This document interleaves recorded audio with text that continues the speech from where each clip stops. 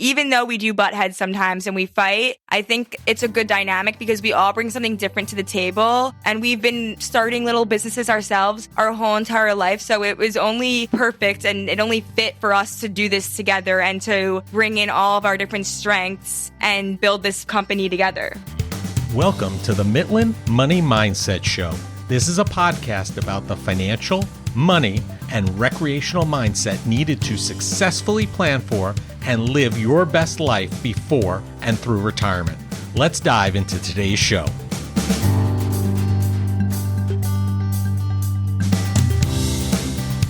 I'm Larry Sprung, your host for the Mitlin Money Mindset Show and founder and wealth advisor of Mitlin Financial. Today's guests are Courtney and Lindsey Glasser, sisters and co-founders of Grey Bandit, an online clothing business and marketing powerhouse. Grey Bandit does not just promote clothing, but a lifestyle of wellness and positive vibes. Courtney and Lindsey understand that truly exuding beauty on the outside must come from a place of authentic confidence within, and this confidence isn't easy for many young women.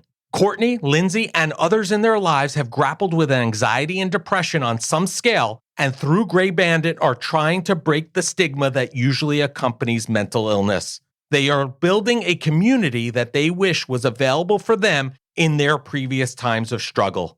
Grey Bandit is not just a cute online clothing boutique, but also a medium to spread a deeper message and have a charitable component too. Make sure you pay attention to this conversation about a business that started as a college project and has surpassed $5 million in revenue in under 4 years. Well, hello, everybody. Larry Sprung here, and I have the pleasure of being with Courtney and Lindsey Glasser. They are not only the co-founders of Grey Bandit, but they are sisters as well. So you can only imagine what happens at these meetings being sisters. Well, I guess it's different than being brothers because brothers would be fighting tooth and nail. But welcome to the show, guys. Thank you for having us. Thank you for having us. It's awesome. You know, we met probably a year plus ago when, you were probably a year or two into launching this business and you're well under your way. But before we dive into some of that stuff, can you tell us a little bit about each of you, your backgrounds, and what your path was to founding Grey Bandit? Yeah, I could speak for both of us in saying that we grew up with parents who are both entrepreneurs. My mom would take us into, she owned a screen printing business. So my sister, Courtney, and Robert, actually, who also runs this business with us, we would go into our mom's factory and we'd help her pack orders. We'd see what she was doing with her graphic designer. We used to go to soccer games and gymnastics competitions and sell clothing with her. We'd make change. She'd tell us how to communicate with people. So we sort of were already rooted in wanting to start our own business, having seen our mom and our dad do that.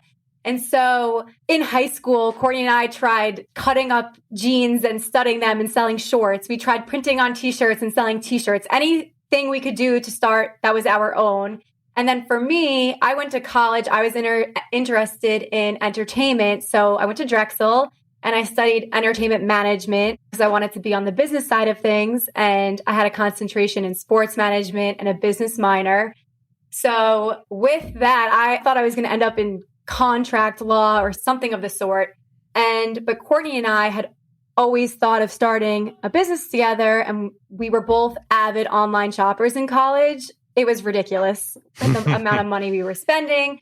But, we had some side jobs. We were making money. We could afford to do that. And we were buying from all of these Australian online boutiques, and we couldn't find those on-trend pieces in the United States at the time that was at ease at our fingertips online shopping while we were just hanging out and whatever. So we were avid online shoppers and we saw this gap in the market. Come senior year, I had to make a business plan in order to graduate. Everyone has to do a senior year project. So I decided to do a business plan for Grey Bandit. And at the time, I was noticing a lot of companies were including charitable missions into their brands. And so Courtney and I both deal with our own mental health issues. Courtney deals with a few.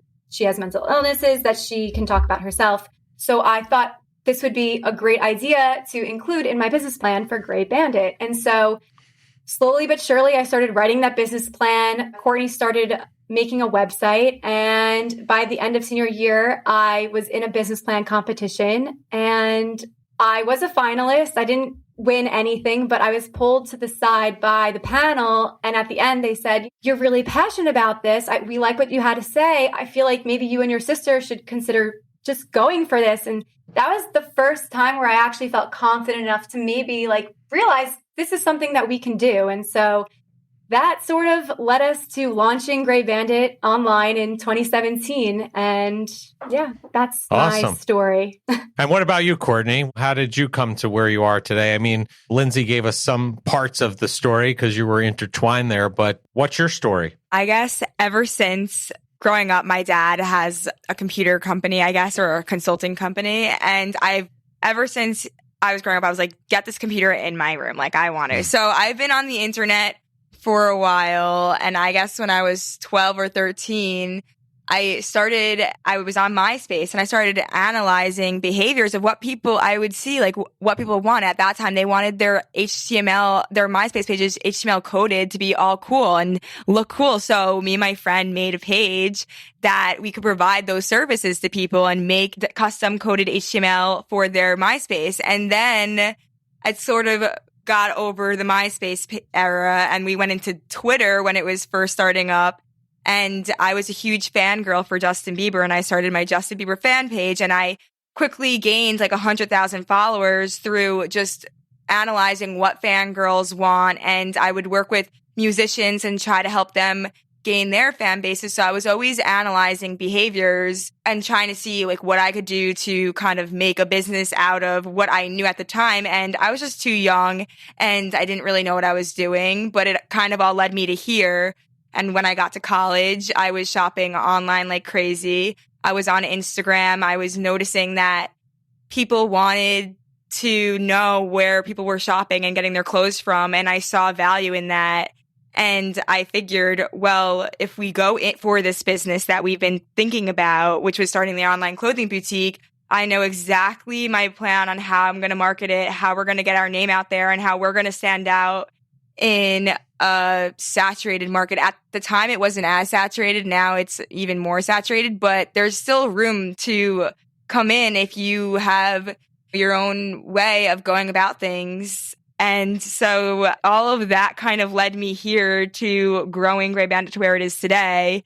And with our mental health initiative, I just think it's a great way to intertwine the two because we have such a big platform where girls from ages 15 to even, I would say we have people following up into like my grandma. So it depends, but they could really be... I just feel like there isn't a lot of people that talk about mental health on social media, and we have this huge platform, and I want people to know that even if you do deal with a mental health issue, that doesn't define who you are, and you can still get through life and do like anything that you put your mind to and come up on top, even with going through and riding the wave of like your mental health. I don't know how to explain. Right. I get it. And, as somebody who sits on the national board of the American Foundation for Suicide Prevention and unfortunately lost my brother-in-law to suicide, I get it. And I think it's very admirable that you're supporting those kind of initiatives and those kinds of causes. And like Lindsey said, I think it's something that has become commonplace or more common where companies are having these missions. You have like Bombas really comes to mind, right? Mm-hmm. For every pair of socks that gets bought, they donate a pair. And they're probably one of the more well-known companies out there that do it on a very large scale. But I think the more and more you look, you're finding more companies that are having this social impact mission. But before we go down that road, can you tell the listeners, just because they may not even know, can you tell them what Grey Bandit is, what the product or service is, so they can understand what your guys are offering? Yes. So I didn't know who was going to take it there. So we are an online women's clothing boutique with a mental health initiative. I would say really our target right now is anywhere between 15 and 30. And that was what I feel like was perfect for including this mental health initiative because everyone, you can deal with it at any age, but you're really vulnerable, especially at those ages. And so it's sort of our mental health initiative along with clothing was the perfect fit for us. And yeah. that's just a little bit about Grey Bandit. Is there any specific kind of clothing you guys focus on, Courtney, or is it really across the board, anything for women in that 15 to 30 year age range? It's honestly across the board. It's always changing depending on what's in trend and what's in style at the moment. But I mean, one of the biggest things we sell are jeans. Those are our top selling product. So I feel like having a lot of pieces that are staples in your wardrobe are a big part of our business and what we sell. And then we like to add in all the trendier pieces in between that people can pair with that.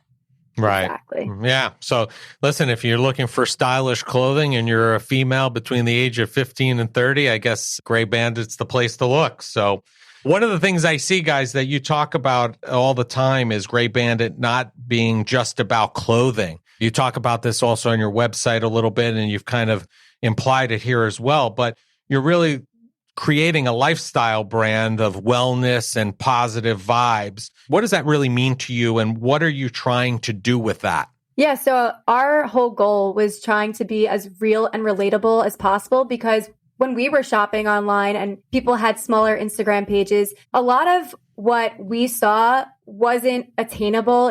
You have high-end fashion, high-end models. It wasn't realistic, and it wasn't the way we wanted to go about doing our business. And so we wanted people to know anyone can wear our clothing. And I hope we want it to make them feel confident, but it only enhances the beauty that they already have. And so through sharing our own stories with building this business, having our own mental health issues, bringing that all together and being able to share the stories that we have, our own experiences, and sharing in that, letting people message us and have full-on conversations about how they purchased something and they felt so good in it and I was having such a bad day. That only enhances the point of the building this community that we always had wanted. And so we share a lot of inspiration through quotes, and we share our own struggles on our Instagram page, how we built this business, the struggles we've had. And I feel like intertwining all of that into our Instagram feed and sharing our stories on our Instagram stories, we've been able to really build this community around being real, being relatable. We're just like you. And just like you is actually one of our core values that we've set for our company internally and externally. That's awesome. So, I mean, Courtney, so it sounds like what, Lindsey's saying is really this lifestyle is really the clothes are just kind of like this introduction or this entree to really support some great charitable endeavors and to really create a community of people that feel comfortable and feel good. And the clothes are just really there to accent that and accentuate that a bit, right?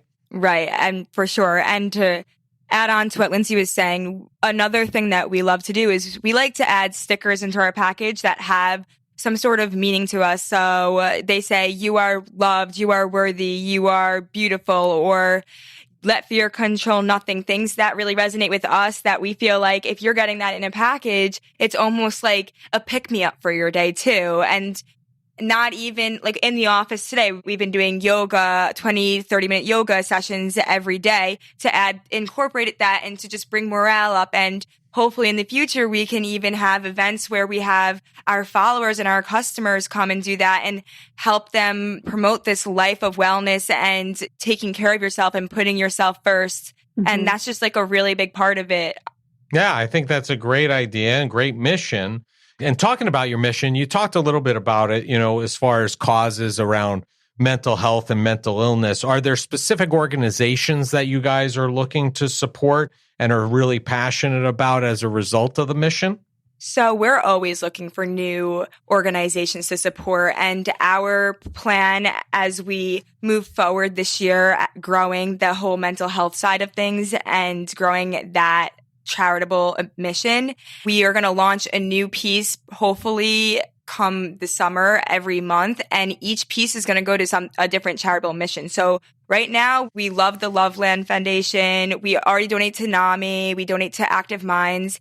And one of our employees just brought up to write love on your arms, which is I think Miley Cyrus's organization, and you donate $500 and they provide mental health services to people who can't afford it, which is, I think, really important because some people want to get help, but they don't have the resources or they're not able to based on their financial situation. So I think that's one of the new mission or organizations that we're really looking forward to have a collection with. And there's tons more that we're always open to looking into and supporting a lot of different organizations and their missions. Right. So, Lindsey, can you talk about that a little bit more? Because I don't know that we really got into that as far as what the collections are. How does that work? Yes. And how that donation ends up from you having a product and then this end donation going to a charitable endeavor? Definitely. So actually, when we started Grey Bandit, I was sitting in my room trying to think of clothing that we would sell to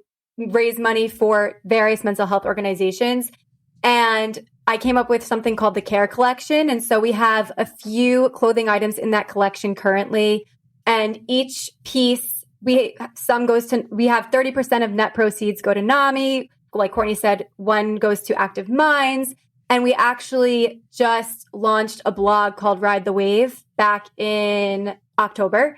And so we're going to have the Care Collection also be on that site so people can go and check it out there. And any new clothing piece that we come up with, it's usually a quote or something that relates. It's a positive quote. So we have a sweatshirt that says, "Let fear control nothing." We have another shirt that says, "You are gold, baby, solid gold." And so each shirt or each piece from the collection, we pick a different organization. There are so many amazing mental health organizations out there. And so we don't like to just donate to one. But if we feel like there's a real connection there, we love their mission, then that's sort of how we choose which organization we're going to donate to.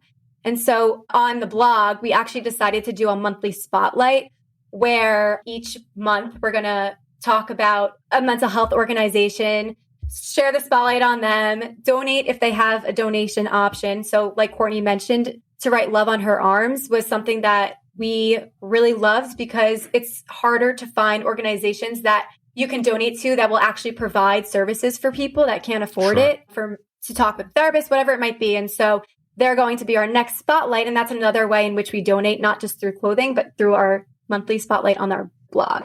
Sure. So you're giving them some promotion and time to expose them to other people that maybe they ordinarily wouldn't have been exposed to. So that's sometimes as good as the financial piece because now they have added a host of people that are potential donors for their organization, which is great. Right. So I want to pivot to the business side of things for a moment.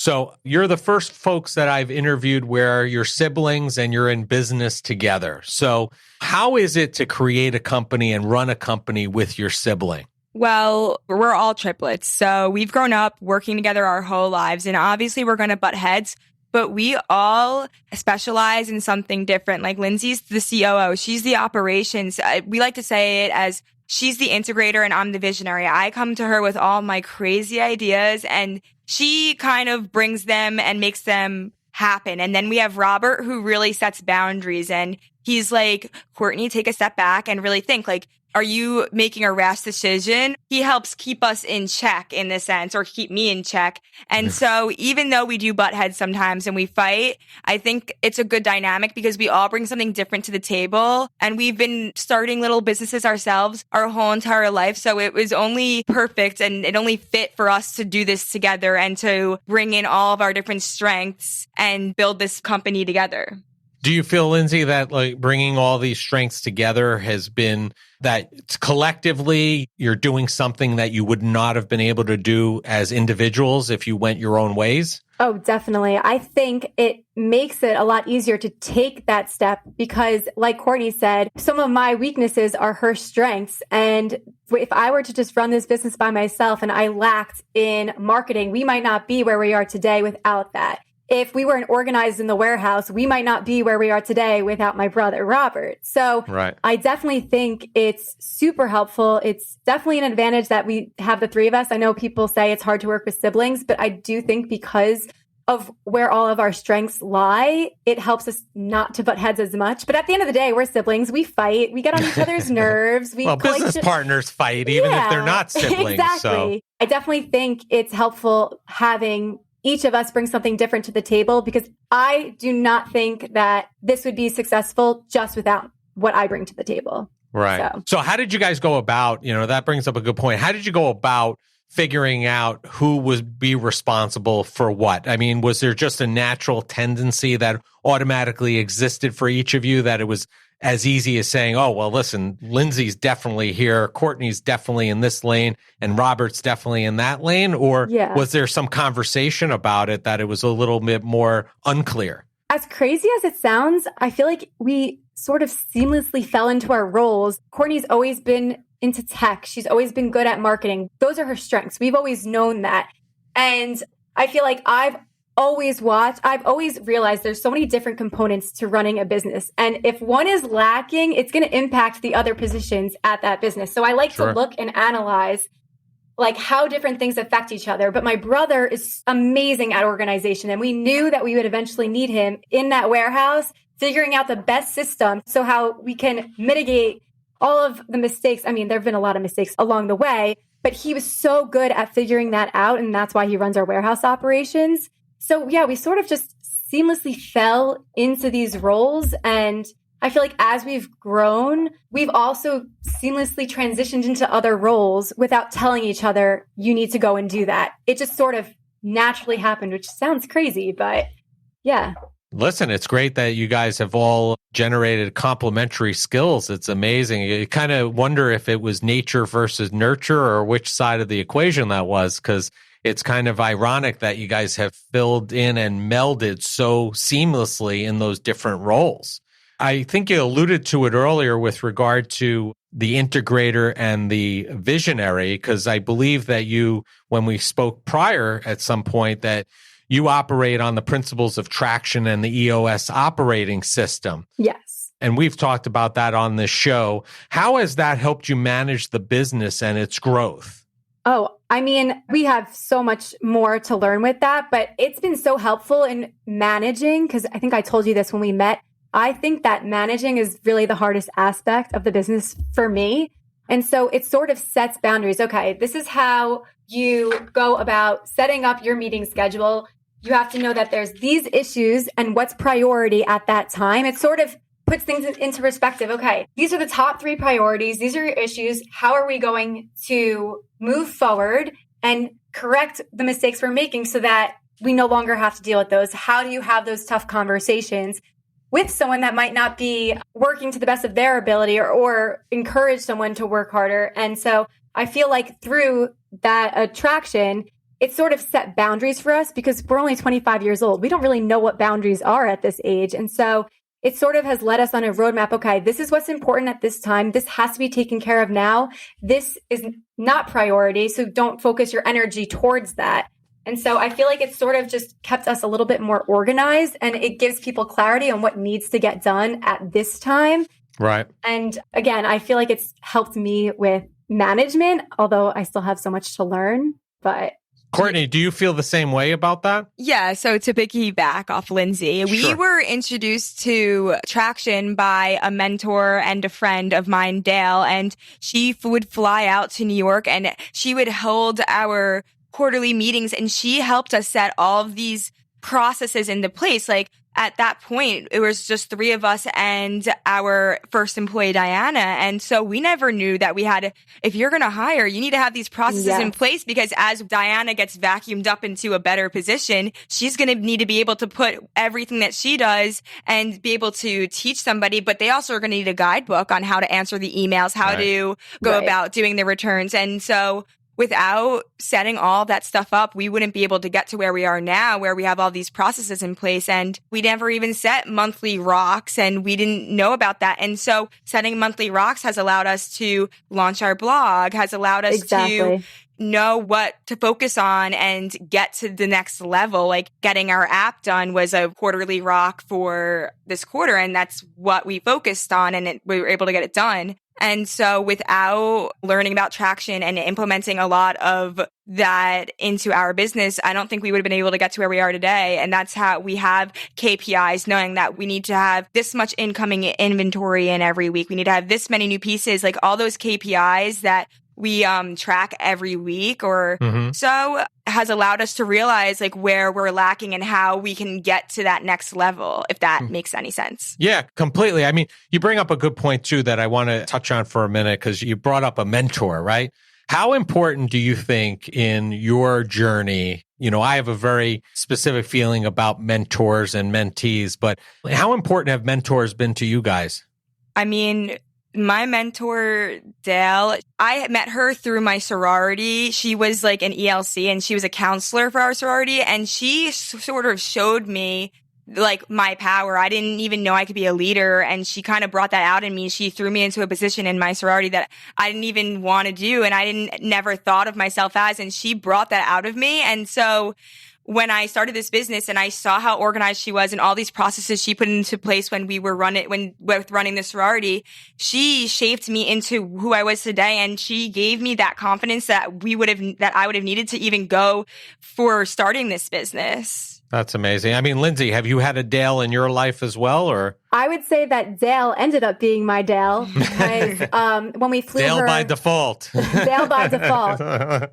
Because I really learned a lot from her. I mean, I had slowly put processes into place before Traction because we did hire someone, and I knew that if she had no idea about how to go about answering emails or how to do returns, whatever, it would just be going back in circles all the time. And so when she came and showed us how Traction works and how these meetings works and at work and setting rocks, it gave me the opportunity to then step into her role, see what she was doing, and try to find a way to lead on my own. And I feel like what Courtney said, she gave me a lot of confidence as well to be the leader that I needed to be, because without that, it would be a free-for-all. And I definitely think that by default, it was a great mentor for me because she was my go-to. I'd call her all the time, can you check over this process? Does this make sense? How do I go about having this tough conversation? So that having her was so valuable and still is awesome. So valuable. She still is. Especially because of the tremendous growth we have done since August to now. Like without all those things that she implemented and helped us implement and taught us, like there probably would have been a lot more times where things would have crumbled because when you grow pretty fast, you can end up crumbling if you don't have these things set up and, you're not thinking about like what's next. How are you going to fix the situation? Right. Yeah, no, I agree with you. And hopefully one day you guys will be a mentor to somebody else, because I will tell you this from somebody myself who's been both a mentor and a mentee, I get just as much out of being a mentor as I get out of being the mentee. It's as rewarding, if not more so, being able to help somebody. So as much as you probably don't realize it, you're probably doing as much for Dale as she's doing for you. So I'm sure it's a two-way street. So question, right? We use Traction here also. We implemented EOS. We have our level 10 meetings every week. We have quarterly rocks, etc. And I love it. I think it's a great framework of great structure. Do you think that this is a system that all companies should take a look at as well? I definitely think so. I think it pertains to any industry, any business. But yeah, I definitely think it's important. When we were first starting out, I remember I was talking to someone that works pretty high up at a different company. And I was asking, like, how did they get started? Because it was actually GoPuff and they started at Drexel and they were just kids in college at the time. And so it's like, how did they get to where they are now? And so I think that if you have these level 10 meetings, if you set these rocks, if you have your issues list and everything like that, it can only help aid in that growth because you're nipping something right away, getting down to the root of the issue right away in those meetings, but while setting rocks and all of that stuff. So I definitely think it's crucial to every business, no matter how small you are, no matter how far along you are, because we set it up about a year and a half into starting Grey Bandit. And I think if we didn't start it then, we would be all over the place right now. And so I definitely think it's something that every business should think about. It definitely adds a lot of order to the business. And like you said, it gives you a lot of practical ways to handle things, and issues don't fester and become major problems in most cases, which is tremendously helpful when you're working with clients, you're working with customers, you're working with employees. Exactly. Extremely it's helpful. Time and money. So time is 100%. 100%. So Courtney, listen, I know today you guys are geared towards women's clothing and women's only. Do you guys foresee changing that in the future, or that's your lane, that's your niche, and that's where you're sticking? I feel like at this point, that's my lane, that's my niche. That's our niche. That's like what we specialize in. I've had so many men come up to me and they're like, you should do a men's line. But to be honest, I don't really know much about men's shopping behavior their patterns, and that's really how I grew Grey Bandit. They're terrible. Being able to We're get terrible into shoppers. Right. Being able to get into the mind of the consumer, which was me. I knew how we shopped and I knew why we were shopping. Men, like, are they going on Instagram and shopping from ads, or are they going on Instagram and following somebody and looking to them for style? Like, I don't know what my plan would be for marketing that. And to be honest, if I'm going to get into something and try something new out, I want to actually have a plan. So at this point, I don't see that now, but it's not something that I would write off. So many people have reached out to me and wanted to talk about it, but it's just not on my level of expertise in terms of marketing. And so I would want it to be nailed down and have an exact plan for that before I invested all that in, all that time and money into starting a men's section. I think that's an interesting business point that you kind of accentuate there, right?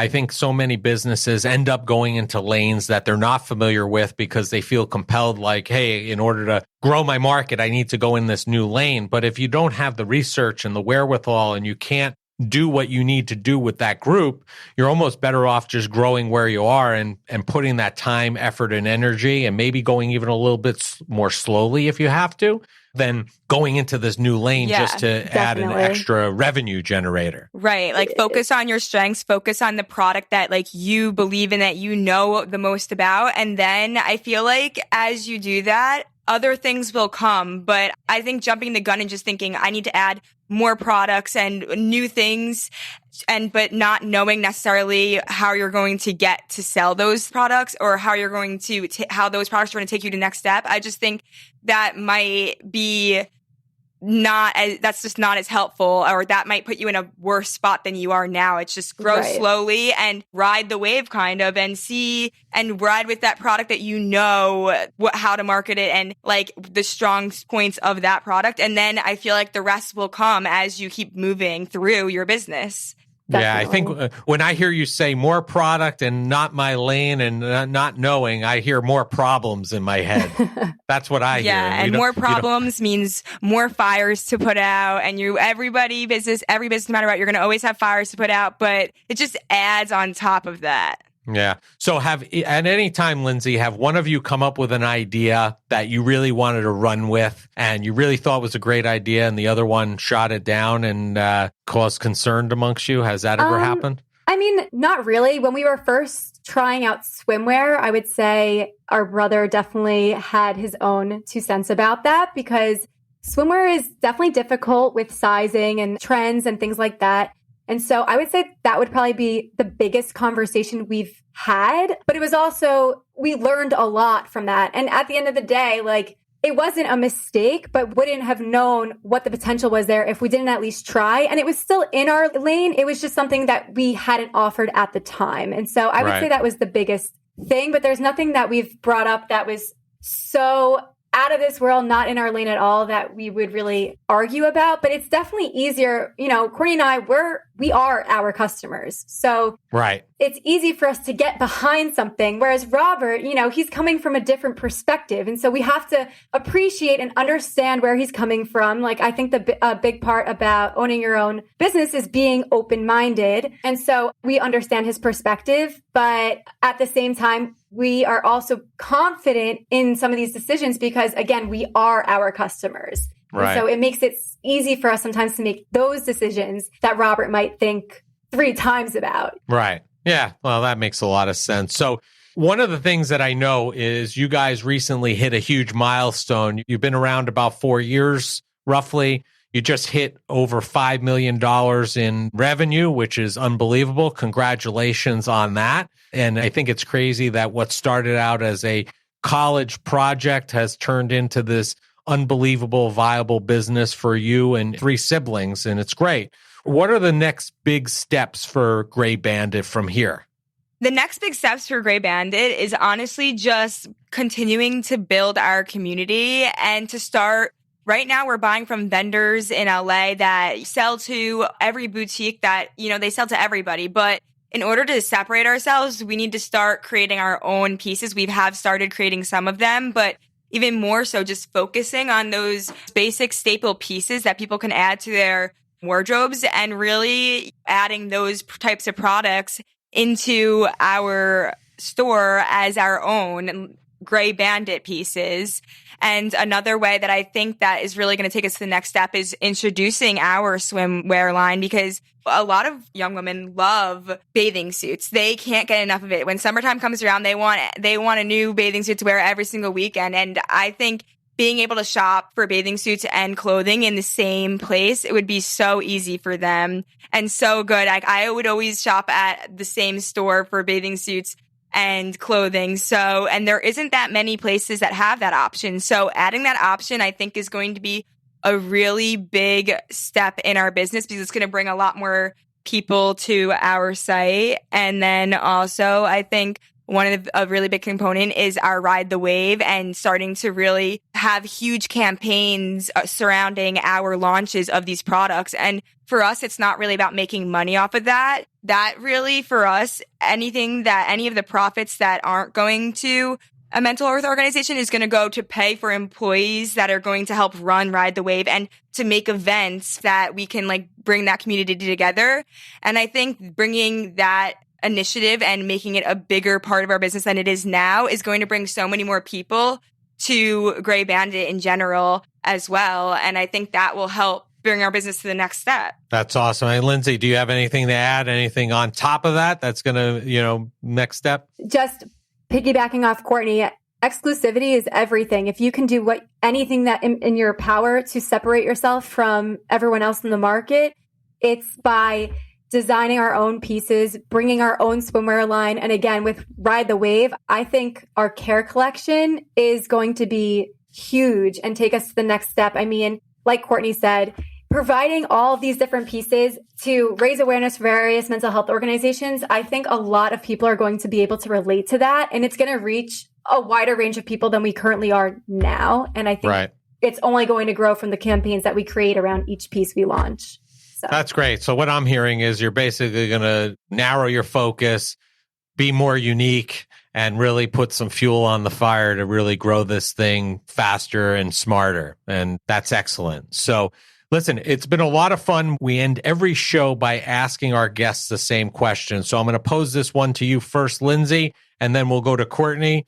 What did you do today? Because remember, this is the Mitlin Money Mindset. What did you do today that brought you joy and put you in the right mindset for success? I would say doing yoga with our team, actually. This is actually the first or second day I did it with them, and I really realized how focused it makes you. It sort of re-energizes you. It gives you a new perspective, and I haven't had that, honestly, in, I would say, a few months. So I would say doing yoga with my team today put me in the right mindset and gave me the energy that I needed to go about the rest of my day, to get my to-do list done. And yeah. Awesome. What about you, Courtney? So for this podcast, I had been pushing it off for a while. You think it was Lindsey, but I was telling Lindsey that we can't do it because of my anxiety. So I think what brought me joy today is being able to overcome that anxiety and actually going through with the podcast, conquering my self-doubt. And I think that just helped me grow as I continue on this journey of mental health and figuring out the way. So I had talking to you and getting to answer your questions was really fun. Awesome. I was just going to ask you the same question. What brought you joy today? Oh, what brought me joy today? What did I do? So every day I ride my Peloton bike, and I've shared this with folks on a regular basis, because sometimes they throw the question back to me. And I, for a very long time, never exercised. I couldn't get into anything. I would try something and then it would go on the wayside. But ever since I got my Peloton, I really enjoy getting on the bike, even if it's just for a half hour, riding as hard as I can. And it really sets me up for an awesome day. I feel energized. I get some exercise in and sweat it up, and then I'm ready to rock and roll for the rest of the day. So love that. That's what brings me joy. And it's just a lot of fun. I love that. Yeah. So thank you, ladies. I appreciate you coming on the show. And Courtney, I'm glad we could be a little part of that. I mean, you did a great job, and I don't think you have anything to worry about. And I think both you and Lindsey should do more podcasts that cater to your audience. I think you do an excellent job, and it'd be a way to get your word out and the charitable component. And if people are looking for you, we'll have all the information in the show notes. But if people are looking for you and Grey Bandit, where should they go? They could go to our Instagram, which is at Grey Bandit, Greybandit, or they can go to our website, www.greybandit.com. And we also have our mental health Instagram as well, which is at Ride the Wave, 2 E's in Ride and 3 E's in Wave. Awesome. Well, we'll be looking out for that. I didn't even know about the Ride the Wave Instagram, so I will be checking that out. And I encourage everybody else to take a look and ride the wave and get on that wave, because I'm sure with these ladies behind it and their brother, they're going to really cause some waves in the space that they're in. So thank you, ladies, for joining us. I appreciate it, and make it a great day. Thank you for having us. Thank you. I want to thank Courtney and Lindsey Glasser for being guests on the Mitlin Money Mindset Show. These sisters have created an extraordinary business from what started out as a business plan for a college course. In a short time, they've surpassed $5 million in revenue and continue to grow exponentially. Courtney and Lindsey are doing something they love while serving a higher purpose, the mission to help those that struggle or suffer from mental illness, anxiety, and depression. Something I am very passionate about too. Grey Bandit can be found across all social media platforms, and all the contact information needed to find them can be found in the show notes. Thank you for joining us this week on the Mitlin Money Mindset. Make sure you visit our website at mitlinfinancial.com and be sure to smash the subscribe button so you don't miss a show. We encourage you to help others find our valuable content. And listen, please, don't keep us a secret. You can also schedule an Is There a Fit call right from our website, or by using the link that you'll find in the description section of your podcast player or app. Be sure to join us for our next episode to learn more about the mindset needed to successfully plan for and live your best life before and through retirement. The opinions voiced in the Mitlin Money Mindset Show with Lawrence Sprung are for general information only and are not intended to provide specific advice or recommendations for any individual. Past performance is no guarantee of future results. All indices are unmanaged and may not be invested into directly. Investing involves risk, including possible loss of principal. No strategy ensures success or protects against loss. To determine what may be appropriate for you, consult with your attorney, accountant, financial or tax advisor prior to investing. Investment advisory services offered through CWM LLC, an SEC registered investment advisor. Guests on the Mitlin Money Mindset Show are not affiliated with CWM LLC.